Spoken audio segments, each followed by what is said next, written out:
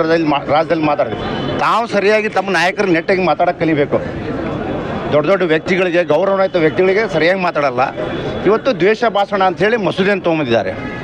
ಆದ್ದರಿಂದ ಇವತ್ತು ಕಾಂಗ್ರೆಸ್ ಪಾರ್ಟಿ ಎಷ್ಟೊಂದು ಹೀನಾಯ ಸ್ಥಿತಿಗೆ ಬಂದಿದೆ ಅಂತಂದರೆ, ಯಾವುದೇ ಅಭಿವೃದ್ಧಿಗಳ ಬಗ್ಗೆ ಯಾವುದೂ ಚರ್ಚೆ ಆಗಲಿಲ್ಲ. ವಿಧಾನ ಪರಿಷತ್ನಲ್ಲಿ ಆಗಲಿ, ವಿಧಾನಮಂಡಲದಾಗಲಿ ಯಾವುದೋ ಅಭಿವೃದ್ಧಿ ಚರ್ಚೆಗಳಿಲ್ಲ. ಮಂತ್ರಿಗಳು ಕಾಟಾಚಾರಕ್ಕೆ ಬಂದರು, ಕೆಲವು ಮಂತ್ರಿಗಳು ಸೆಷನ್ಗೆ ಬರಲೇ ಇಲ್ಲ. ಸುಮ್ಮನೆ ಇದೊಂದು ಏನು ಮಾಡಬೇಕು ಅಂಥೇಳಿ ಒಂದು ನಮೂನಿ ಪಿಕ್ನಿಕ್ ಬಂದಾಗ ಬರ್ತಾರೆ ಶಾಸಕರು. ಆದ್ದರಿಂದ ದಯವಿಟ್ಟು ಈ ಭಾಗದ ಬಗ್ಗೆ ಚರ್ಚೆ ಆಗಬೇಕು. ಈ ಮಸೂದೆಯನ್ನು ಬಿಡಬೇಕು ಇವತ್ತು. ಯಾಕಂದ್ರೆ ನಾವು ಸಾಕಷ್ಟು ಅವಕಾಶಗಳನ್ನು ಕೇಳಿದ್ವಿ, ನಮಗೆ ಅವಕಾಶವನ್ನು ಕೊಡಲಿಲ್ಲ. ಮಾತಿಗೂ ನಮ್ಮ ವಿರೋಧ ಪಕ್ಷದವರು ಎದ್ದು ನಮಗೆ ಸರ್ಕಾರದ ಪಕ್ಷದವರು ಎದ್ದು ನಮಗೆ ವಿರೋಧ ಪಕ್ಷದವ್ರಿಗೆ ಅಡಚಣೆಗೆ ಮಾಡಿದರು.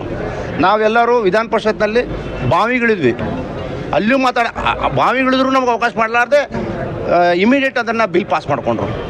ವಿಧಾನ ಮಂಡಳಿ ಇರ್ಬೋದು, ವಿಧಾನ ಪರಿಷತ್ ಇರ್ಬೋದು, ಎರಡೂ ಇದರಲ್ಲಿ ಯಾರಿಗೂ ನಮ್ಮ ಶಾಸಕರಿಗೆ ಅವಕಾಶ ಕೊಡಲಿಲ್ಲ ಮಾತಾಡಲಿಕ್ಕೆ. ಇಷ್ಟೊಂದು ಒಂದು ಇದನ್ನು ಮಾಡ್ತಾ ಇದ್ದಾರೆ ಅಂತಂದ್ರೆ, ಇದು ಒಂದು ನಮೂನಿ ಇಂದಿರಾ ಗಾಂಧಿಯವರು ಏನು ಹಾಕಿದ್ರಲ್ಲ ಎಮರ್ಜೆನ್ಸಿ, ಹಂಗೆ ಮಾಡ್ದಂಗೆ ಈ ಬಾರಿ ಸೆಷನ್ದಲ್ಲಿ ಕಾಂಗ್ರೆಸ್ ಸರ್ಕಾರ. ಆದ್ದರಿಂದ ಇದನ್ನು ಬಲವಾಗಿ ನಾವು ಇದನ್ನು ಖಂಡಿಸ್ತೇವೆ.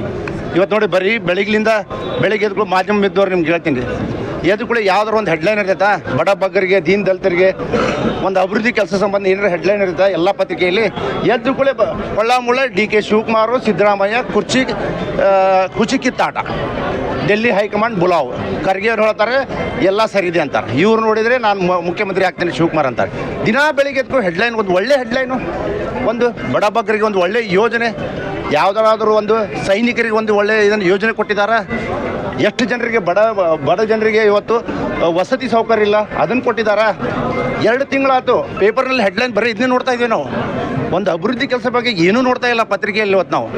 ಆದ್ದರಿಂದ ನಾನು ಬಲವಾಗಿ ಈ ಮಸೂದೆಯನ್ನು ನಾವು ಇವತ್ತು ನಮ್ಮ ಮಂಡಳ ಅಧ್ಯಕ್ಷರು ರಾಜು ಕಾಳಿಯವರಿದ್ದಾರೆ, ಇನ್ನೊಬ್ಬ ಮಂಡಳ ಅಧ್ಯಕ್ಷರಾದಂಥ ಮಂಜುನಾಥ್ ಅವರಿದ್ದಾರೆ, ನಮ್ಮ ನಾಯಕರಾದ ಲಿಂಗರಾಜ್ ಅವರಿದ್ದಾರೆ, ಸಾಕಷ್ಟು ನಮ್ಮ ಪಕ್ಷದ ಎಲ್ಲ ನಾಯಕರಾದ 2 ಮಂಡಳದಿಂದ ನಾವು ತಹಸೀಲ್ದಾರ್ ಮೂಲಕ ಗವರ್ನರ್ಗೆ ನಾವು ಒಂದು ಮನವಿ ಸಲ್ಲಿಸ್ತಾ ಇದ್ದೇವೆ.